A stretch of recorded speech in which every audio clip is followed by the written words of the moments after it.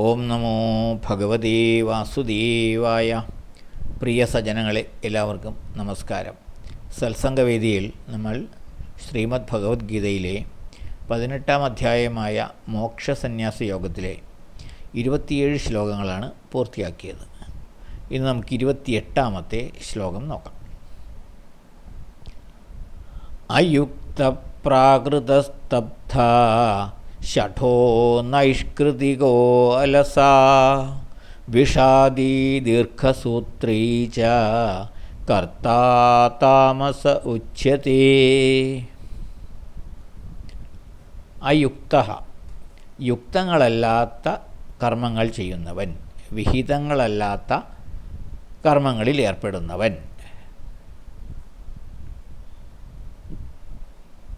പ്രാകൃതഃ, പ്രാകൃതനായവൻ, അതായത് സംസ്കാരശൂന്യനായവൻ, ഭൗതിക വിഷയങ്ങളിൽ മാത്രം തൽപരനായവൻ. സ്തബ്ധഃ, വിനയമില്ലാത്തവൻ. ഷഠൻ, ഷഠനായവൻ, അതായത് ദുശാഠ്യക്കാരൻ. നൈഷ്കൃതിഃ, നിഷ്ക്രിയൻ, അതായത് കർമ്മവിമുഖൻ, ചെയ്യേണ്ട കർമ്മങ്ങൾ ചെയ്യാതിരിക്കുന്നവൻ, നിഷ്ക്രിയൻ. അലസഃ, മടിയൻ. വിഷാദി, സദാ വിഷാദവാൻ, വിഷാദശീലൻ. ദീർഘസൂത്രീച, എല്ലാ കർമ്മങ്ങളും നീട്ടി കൊണ്ടുപോകുന്നവൻ, അതായത് ഇന്ന് ചെയ്യേണ്ടതെല്ലാം നാളെ നാളെ എന്ന് പറഞ്ഞ് നീട്ടി വയ്ക്കുന്നവൻ. അങ്ങനെയുള്ള കർത്താഹ, കർത്താവ്, അതായത് പ്രവൃത്തി ചെയ്യുന്നയാൾ, താമസ ഉച്യതേ, താമസികനായി ഗണിക്കപ്പെടുന്നു.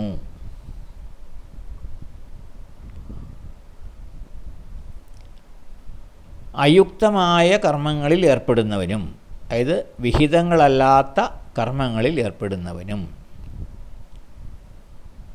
അതായത് യോഗനിഷ്ഠ ഇല്ലാത്തവൻ, അങ്ങനെയുള്ളവരാണ് ഇത്തരം വിഹിതങ്ങളല്ലാത്ത കർമ്മങ്ങളിൽ ഏർപ്പെടുന്നത്. അങ്ങനെ അയുക്തങ്ങളായ കർമ്മങ്ങളിൽ ഏർപ്പെടുന്നവരും, പ്രാകൃതൻ, അതായത് സംസ്കാരശൂന്യനും, വിനയമില്ലാത്തവനും, ദുശാഠ്യക്കാരനും, നിഷ്ക്രിയനും, അലസനും, വിഷാദശീലനും,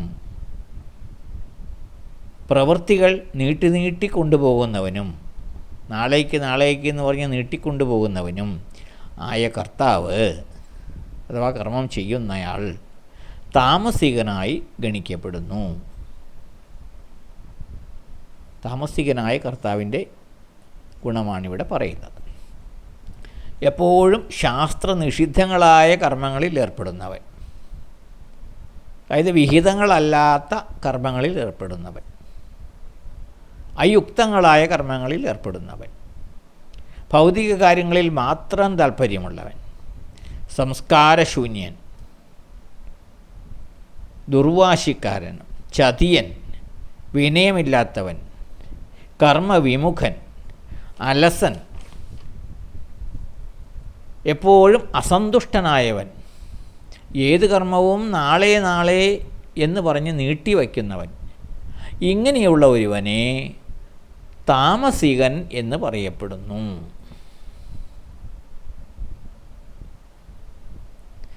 സമൂഹജീവി എന്ന നിലയിൽ മനുഷ്യൻ എന്തു ചെയ്യണം, എന്തു ചെയ്യാൻ പാടില്ല എന്നതിന് ചില ധാർമ്മികമായ ശാസ്ത്രവിധികളുണ്ട്, സദാചാരവിധികളുണ്ട്, സമൂഹം അംഗീകരിച്ചിട്ടുള്ള ചില വിധികളുണ്ട്. അവയെ അവഗണിച്ച് അതിന് വിരുദ്ധമായ കർമ്മങ്ങളിൽ ഏർപ്പെടുന്നവർ താമസന്മാരാകുന്നു, താമസികന്മാരാണവർ. അവർ ധാർമ്മികതയിലോ ഈശ്വരനിലോ ഒന്നും വിശ്വസിക്കുന്നില്ല. സ്വാർത്ഥമായ കാര്യസാധ്യം മാത്രമാണ് അവരുടെ ലക്ഷ്യം. ആരോടും ബഹുമാനമോ ആദരവോ അവർക്കില്ല. തങ്ങൾ എല്ലാറ്റിനും മീതെയാണ് എന്നവർ ഭാവിക്കും. കൗശലവും കുടിലബുദ്ധിയും ഇവർക്കുണ്ടാകും.